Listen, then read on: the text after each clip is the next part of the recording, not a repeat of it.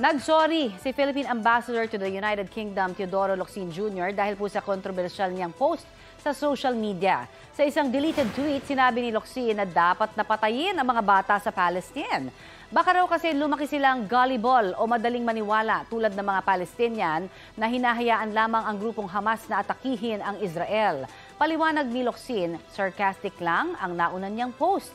Dinilit na niya ito dahil baka raw ma-misinterpret ng mga tao.